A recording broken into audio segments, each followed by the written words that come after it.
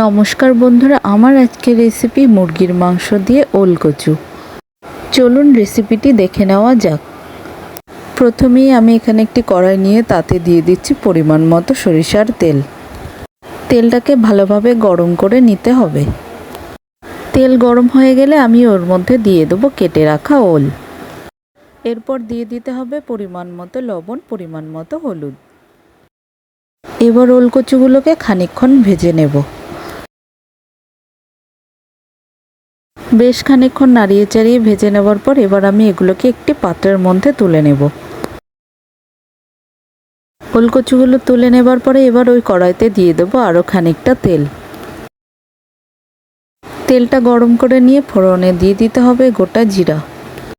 জিরা ভাজা হয়ে গেলে তার মধ্যে দিয়ে দিতে হবে পেঁয়াজ কুচি। পেঁয়াজটাকে লাল লাল করে ভেজে নিতে হবে।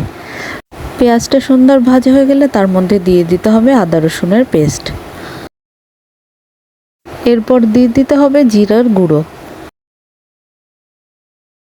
জিরা গুঁড়ো দেওয়ার পরে দিয়ে দিতে হবে পরিমাণ মতো শুকনো লঙ্কার গুঁড়ো।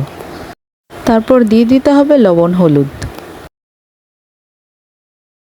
এবার সামান্য জল দিয়ে মশলাটাকে ভালোভাবে কষিয়ে নিতে হবে। মশলা কষানো হয়ে গেলে তার মধ্যে দিয়ে দিতে হবে মুরগির মাংস। মাংসগুলো দেওয়ার পরে মাংসগুলোকে সুন্দরভাবে কষিয়ে নিতে হবে। মাংসগুলো কষানো হয়ে গেলে এবার আমি ওর মধ্যে দিয়ে দেবো ভেজে রাখা ওলকচু। আর দিয়ে দিতে হবে কয়েকটি কাঁচা লঙ্কা। এবার ওলকচুগুলোকে মাংসের সাথে কিছুক্ষণ কষিয়ে নেব। যাই হোক, বেশ খানিকক্ষণ কষিয়ে নেবার পরে এবার দিয়ে দিতে হবে পরিমাণ মতো জল। পরিমাণ মতো জল দেবার পরে এবার একটি পাত্রের সাহায্যে তরকারি ঢেকে দিতে হবে। প্রায় মিনিট 15 পর ঢাকনাটিকে তুলে দেব। তো দেখো বন্ধুরা, তরকারিটি প্রায় হয়ে এসেছে। আরও কিছুক্ষণ ঝোলটাকে ফুটিয়ে তারপর গ্যাসের ওভেন অফ করে দেব। তো বন্ধুরা, ওলকচুর এই রেসিপিটি তোমরা কে কে খেয়েছো কমেন্ট করে অবশ্যই জানিও, আর তোমাদের খেতে কেমন লেগেছে সেটাও জানিও।